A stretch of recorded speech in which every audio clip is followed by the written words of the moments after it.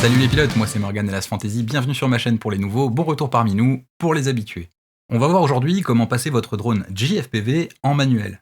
Bah oui, J a mis quelques sécurités pour éviter qu'un débutant passe accidentellement en mode manuel, mais aussi pour encourager les gens à utiliser leur simulateur qu'ils ont créé à l'occasion de la sortie de leur drone FPV. Alors avant de passer au déblocage du mode manuel, j'ai envie de parler un peu des simulateurs. Il n'y a bien sûr pas que le simulateur de DJI qui existe, d'ailleurs celui-ci n'est disponible que sur iOS. Si comme moi vous avez un téléphone en Android, le simulateur n'est pas encore disponible. L'avantage du simulateur DJI, c'est qu'on pourra avoir le retour directement dans les lunettes, et donc avoir un entraînement super réaliste. Le premier dont j'ai envie de parler, FPV Freerider. Lui que j'ai utilisé il y a de cela 6 ans maintenant, il n'est pas cher, seulement 5€ sur itch.io, vous aurez le lien dans la description, et même dispo sur Steam depuis quelques temps, et sur Android. C'est un simulateur qui n'est pas spécialement beau, mais super propre niveau physique, et je l'ai vraiment adoré. Les suivants seront plus chers, mais aussi plus beaux. Si c'est un élément qui est déterminant pour vous, les voici. DRL et DCL. Un peu trop arcade pour moi, je n'ai pas vraiment accroché, mais ils ont le mérite de proposer des maps des célèbres championnats FPV DRL et DCL directement dans ce jeu. Ces deux-là, bien sûr, sont disponibles sur Steam. Velocidrone,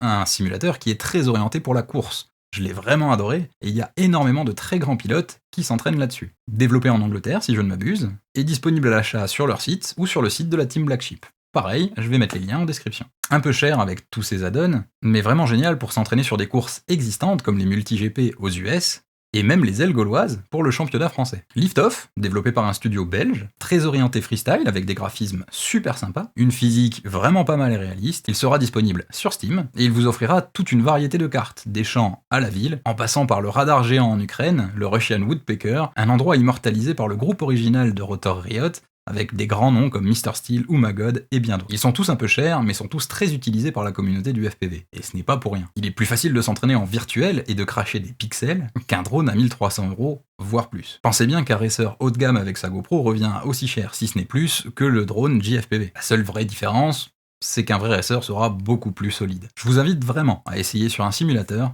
avant d'essayer le vol en manuel sur votre drone JFPV. Le bon point, c'est que la radio J-Controller V2 est compatible avec la plupart des simulateurs en la branchant directement à votre PC en utilisant un simple câble USB-C. La seule chose qu'il vous restera à faire, c'est d'avoir un stick des gaz qui reste en bas. Bah oui, si le stick se repositionne de lui-même au centre, dites-vous que 50% de gaz, c'est déjà énorme sur la plupart des racers. Et vous risquez de mettre votre drone en orbite avant même de vous amuser. La manipulation est simple. Je vais vous montrer ça de suite sur le schéma fourni dans le manuel du JFPV. Tout d'abord, soulevez le grip arrière de la radio, là où vous verrez une petite flèche, pour pouvoir retirer ce grip. Il faudra ensuite y visser les deux vis, nommées F1 et F2, sur le schéma. Les vis F1 représentent la résistance du stick. À vous de la régler selon votre préférence, mais ne le laissez pas trop lâche ou vous manquerez de précision. Les vis F2 activent ou désactivent le retour au centre automatique en engageant ou débrayant le ressort. Attention, beaucoup de vidéos vous disent l'inverse, mais il faut visser pour annuler le retour au centre. Attention aussi à bien appliquer cette modification du bon côté. Si vous volez en mode 2, ce sera le stick gauche, donc à droite une fois la radio à l'envers, et inversement pour le mode 1. La manipulation maintenant pour pouvoir passer votre drone JFPV en mode manuel, la voici. Pour ouvrir le menu, vous allez cliquer sur le bouton 5D de vos lunettes, descendez ensuite jusqu'à Settings, ou Paramètres, ensuite Contrôle, et enfin Remote Controller. Vous aurez là 4 onglets disponibles.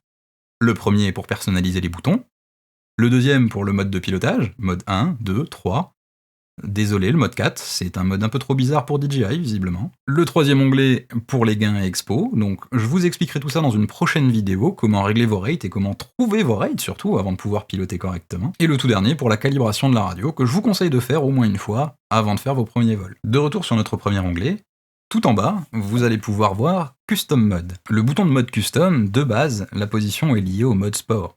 Donc on remplace le mode Sport par le mode Manuel. Une fois fait, il y a une autre limitation.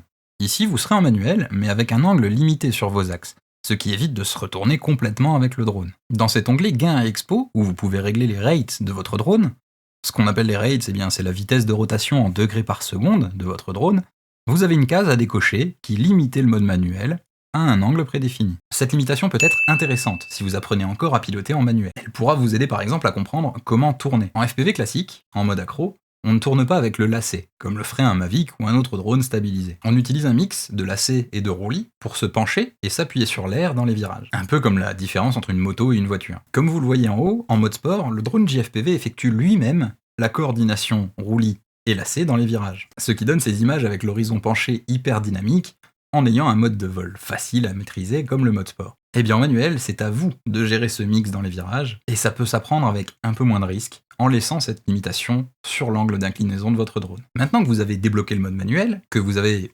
je l'espère, pris un peu d'expérience sur les simulateurs, c'est le moment de prendre votre envol et de profiter pleinement de cette expérience FPV qui a fédéré autant de pilotes à travers le monde. J'espère que vous aurez apprécié cette vidéo. Si c'est le cas, n'hésitez pas à vous abonner, à mettre un pouce en l'air et à laisser un petit commentaire pour me soutenir. Si vous voulez soutenir la chaîne, vous avez accès à mon Patreon, mon Paypal ou même ma boutique Spreadshirt avec plein de designs innovants et super sympas sur le thème du drone et du FPV. Encore merci à tous d'avoir regardé cette vidéo jusqu'au bout. Il ne vous reste plus qu'à prendre votre matériel, sortir et profiter du vol libre en immersion.